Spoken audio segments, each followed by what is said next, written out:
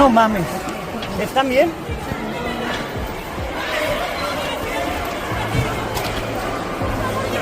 I live in one of the areas where some of these fires went down in Mexico today, and I'm telling you right now, it's a psyop.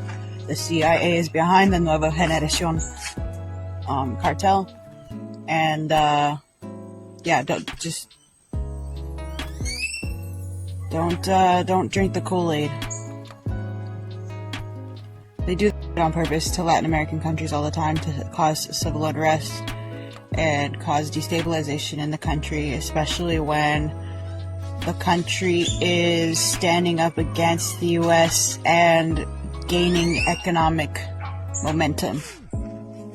¿Qué corriendo?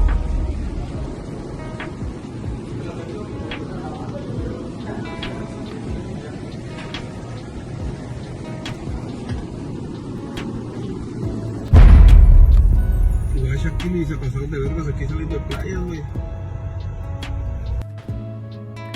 A wave of deadly violence. In Mexico, dozens killed, including more than 25 members of the Mexican National Guard, after special forces killed the leader of a powerful drug cartel. Yo, face! Show your face, please! With sugar on top!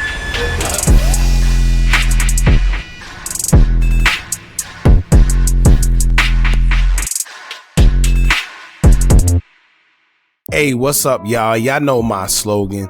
I don't know it all, but I know what I've been through. Now, before we get into this video, make sure you check us out on Patreon at www.patreon.com/Hookah Anonymous _.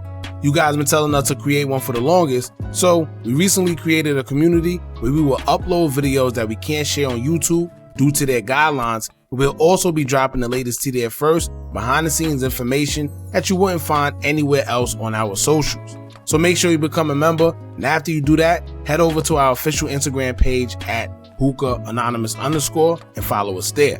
Now without further ado, let's get into what you guys came here to see. Now, the cartel has been raising hell, literally in Mexico, after one of their cartel leaders have been unalived by the Mexican military. We know the cartel for being brutal, but now it seems like things have gotten worse, and they have forced the cartel's hand to respond with nothing but violence. Something they normally do anyway, but now they have more of a reason. It started when it was announced that longtime narco fugitive El Mencho, who once had a $10 million reward for his capture, was finally captured by the Mexican Special Forces. However, they would take his life in the process. So it's one thing to arrest him, as we've seen with El Chapo, that too can warrant the cartel to respond in a serious way, but to take the life of a narco boss is the ultimate no-no. After it would come out that El Mencho is in fact assassinated, the CJNG cartel will respond by setting gas stations on fire, buildings and local businesses on fire, setting banks and buses on fire, unaliving innocent citizens, shooting up airports, destroying bridges, and more. Now, many people have been asking, why would they burn down their own country and take the lives of innocent citizens who don't got anything to do with anything? Well, simply put, the cartel don't care. The thing is, they're doing what they're doing to send a message. They know by causing chaos, it's the easiest way to get a response from the government to comply, and it also lets them know not to play with them. The cartel have been operating openly in Mexico for years now, to the point where people have even felt that the Mexican government may have been affiliated with the cartel and allowing them to move drugs in and out of their states, turning a blind eye in the name of corruption.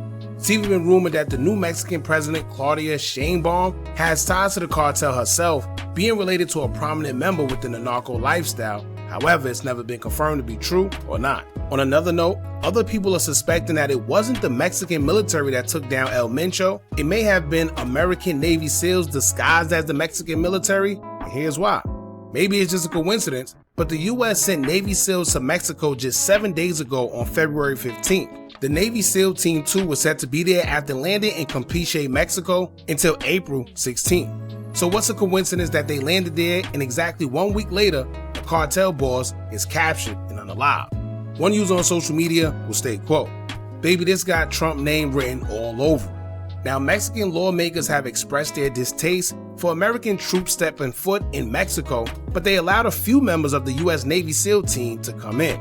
They say it was only 19 members, but I'm sure it was probably more. Keep in mind that all of this has happened after the Mexican president publicly expressed a desire to better prepare their military and law enforcement to stop drug cartel violence in their country. So once again, is it a coincidence that as she made it clear that she wanted to put a stronghold on the cartels in Mexico, suddenly all of this happens? What does this mean for the future going forward in Mexico? A lot of citizens have already lost their lives, a lot of infrastructure have been destroyed. So what will Mexico do to gain back control of its country? What does this mean for cartel? We're going to get into who El Mencho was and what may have led to his demise and why people are accusing the United States of having involvement in his unaliving. Now before we get into it, make sure you hit that thumbs up button so we can get this video into the algorithm, and if you're not subscribed to the platform already, make sure you do so now. Let's get into it. Yeah, one of the most popular Mexican tourism spots for Southern Californians is Puerto Vallarta, but today the U.S. government is telling Americans there and other parts of Mexico to stay off the streets and shelter in place. The death of the cartel kingpin known as El Mencho, sparking huge waves of violence across the country. Now, if y'all remember, in late 2025, President Trump urged Latin American nations to double down on narco-terrorism, as he called it, targeting countries such as Venezuela and Mexico. For years, they've been known as a drug hub, which have been funneling drugs across the United States by different means, and drug-related deaths have been on the uprise. According to data collected from the Council of Foreign Relations, there's been 400,000 plus drug-related deaths in Mexico since 2006, making it a problem that has plagued the country for a long time, including present day. However, Mexico's government have been keen on keeping the peace between them and the cartel, stating that war against them would do more damage than good, worrying that innocent lives would be at risk. But Mexican politicians believe it is outside the framework of the law, stating that killing without the due process of trial or bringing anyone to justice first is going towards the likes of fascism. The president would include that when they tried to approach before, all it did was increase homicides in Mexico and made violence much worse. Now, one of the main guys that have been accused of being the driving force behind drug distribution and that same violence was CJNG Narco boss Nemesio Ruben Osegra, aka El Mencho. Now, El Mencho was believed to have networks running in at least 23 Mexican states, including major US cities, as well as organized crime groups in 5 different continents. When it comes to cartel leaders and narco bosses, they always estimate what they assume these guys' net worths to be. The truth is, you can never really put a finger on exactly how much they generate. However, it's believed that El Mencho was worth anywhere between $500 million to $1 billion. Some may argue that he's worth even more. And the DEA and Mexican authorities seized luxury cabins built in the Mexican Pacific, more than 100 Japanese restaurants, shopping malls, newspapers, real estate companies, tequila brands, gold bars, and even a ranch with exotic animals, including a Bengal tiger and endangered birds. Mencho wasn't always known to have such large wealth, as he was born into poverty, dropping out of elementary school to sell avocados just to make ends meet. He would then illegally migrate to the United States in the 80s, but was quickly deported back to Mexico in the early 90s after getting arrested multiple times. When he returned, he would work for the Milenio cartel, starting as a low-level member, but making his way up in the ranks as he grew to the top of the criminal organization. As top members began to get knocked off, whether it was lengthy prison sentences or death, Mencho became top boss and would form a new generation of Jalisco drug organizations known as the CJNG in 2009. It has become one of the most powerful and fastest growing criminal organization in Mexico, which is why Trump may have labeled them a foreign terrorist organization. El Mencho will be wanted for drug trafficking, organized crime involvement, and illegal possession of firearms, while also being accused of coordinating global drug trafficking operations. He was known by Mexican officials to have aggressive leadership and performed incredible acts of violence against rival groups as well as Mexican security forces. It was this level of violence that made him a #1 target for the government, as they made it their business to take him down, believing that if they did, it'll put a dent on drug trafficking and the violence in Mexico, but they know the mission wasn't going to be easy. Mexican security forces knew that he was hiding in the rural terrains of Jalisco, but also has intel that he was guarded by mercenaries with former military training. Not to mention, Mencho himself was a former local policeman. After serving 3 years in prison for drug dealing in San Francisco, he was deported back to Mexico. At around 30 years old, he joined the local police force in the state of Jalisco. He didn't last long, as he would leave and join organized crime as a full-time member, meaning that El Mencho also has knowledge of how law enforcement operated, giving him a step ahead of them, as well as making it easier for him to recruit others who had law enforcement training to work with him than for him. Mencho rose to fame quickly due to territorial expansion and corrupting government officials. The CJNG organization also bred fear into rivals or anyone going against them due to their public acts of brutal violence, making him a dangerous man. Here's an audio of El Mencho speaking to a Mexican officer due to him not liking how they were putting pressure on his organization by locking up his cartel members and increasing drug seizures. Delta 1, hey, ¿quién habla? Mira bien, hijo de tu puta madre, soy Mencho, güey. Relaja tu puta gente a la verga, soy Mencho, güey. Relaja tus putas partidas, si no te voy a partir tu madre mía toda tu bola de perros. Te tengo identificados 30 güeyes. Hasta tus putos perros te voy a matar si no te relajas, güey. ¿Cómo ves? Ya está, señor, ahorita los voy. Oh, no cuelgues, hijo de la verga, te tengo ubicados en Chetala, güey. No le estoy colgando, le estoy diciendo ahorita los voy. Póngase de las pilas, güey. ¿Qué se le puede hacer, amigo, cabrón? ¿Uno no se mete con ustedes para que se pasen de verga? No, señor. Ahorita yo se los doy.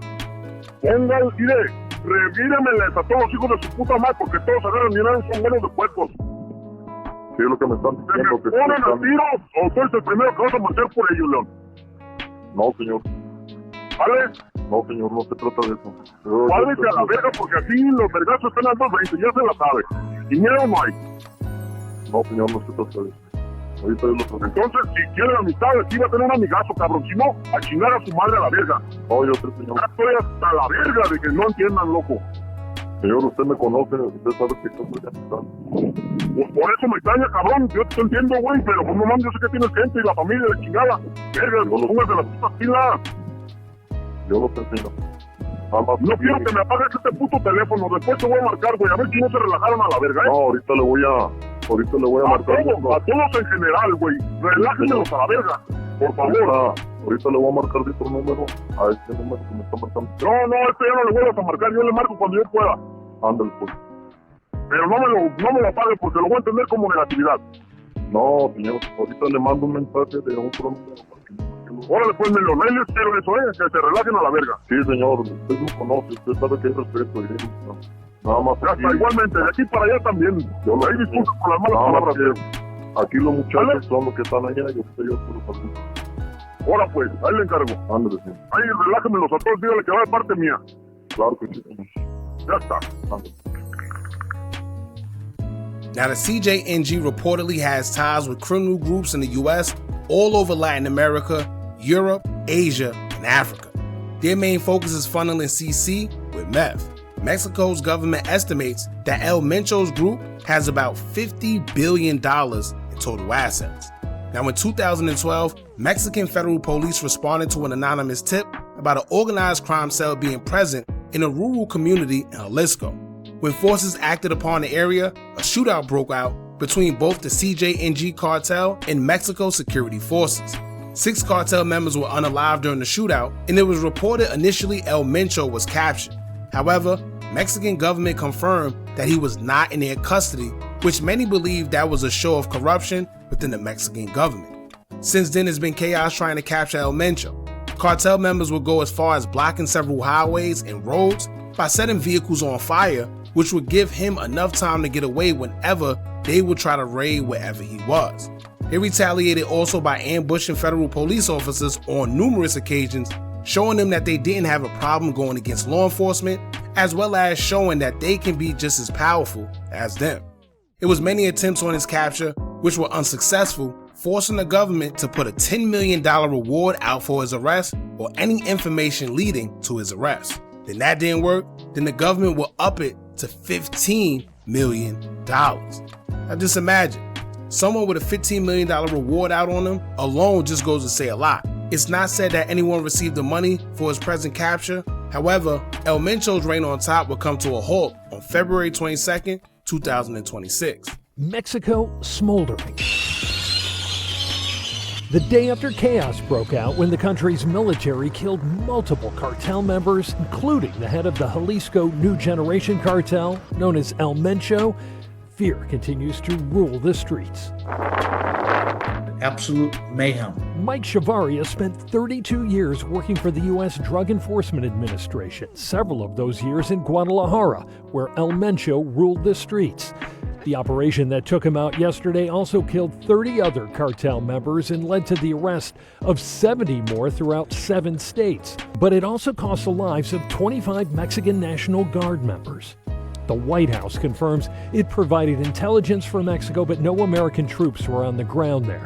But while the hope is that this move would put a dent in Mexico's cartel problem, it ended up spurring violence in at least a dozen Mexican states. We're talking about an organization of 15 to 20,000 members, right? It's like an army.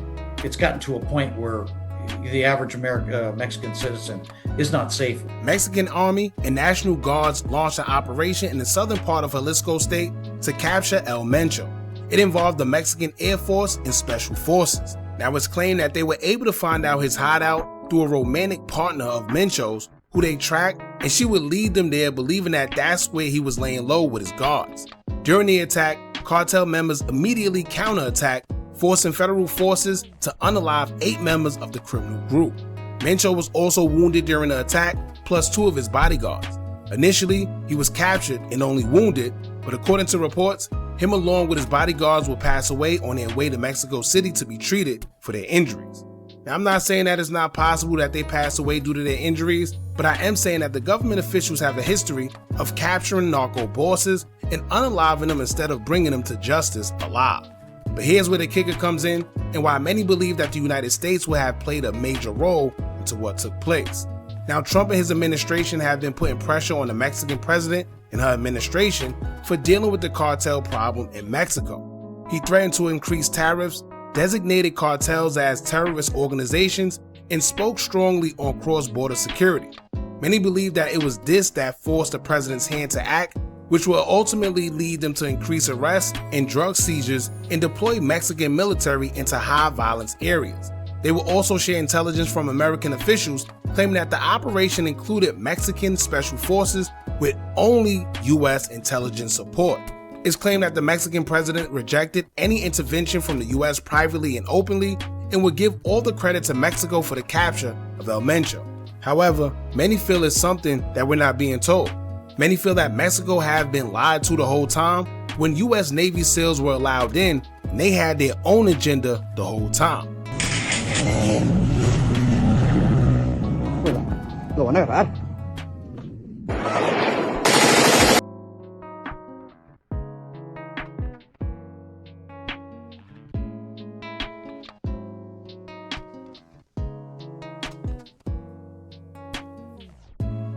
Now, is it a coincidence that U.S. fighter aircraft was spotted in the Mexico skies? Is it a coincidence that the U.S. Navy Team 2 came into Mexico on February 15th, and a week later, one of the biggest narco leaders was already captured and unalived just 7 days later after being wanted for years with a $15 million reward out for him? Some believe that Mexico's president is secretly taking orders from U.S. President Trump, allegedly, and he may be pulling strings from afar. Others also believe she's stuck between a rock and a hard place because she knows that if she don't comply, there's a possibility that she will be taken out, allegedly. So it's interesting to see what's in the future for Mexico because it's looking like El Mencho wouldn't be the last narco boss that would be targeted, and things may get even worse. Hopefully not, because in this unfortunate situation, innocent civilians are being caught in the middle of something they have no control of. Can you imagine just trying to enjoy life but have to worry about losing your life every time you step outside? Keep in mind the U.S. tourists who are in Mexico currently, who have been stuck because they are on vacation, is in the middle of all this, not knowing what may happen. It's been rumored that the cartel was threatening to begin attacking any and every American tourist to send a message to the government, especially being that Mencho's son was also recently captured right after his father was unalive.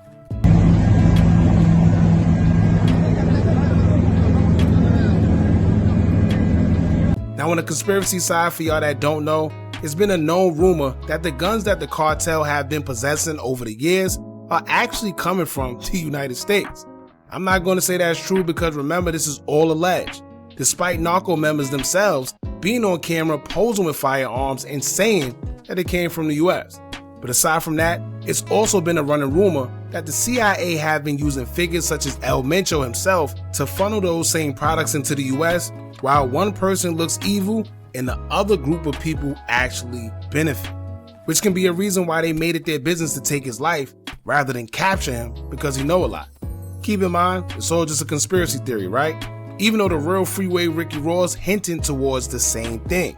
But what do we know? It's a lot going on for the people in Mexico. Y'all stay safe. Y'all jump in the comments, let me know what y'all think about this. Don't forget to like, comment, share, and subscribe. Hit that bell so you're notified every time we drop new content. And remember, as long as you keep on watching, I'm gonna keep on dropping. And I'm out.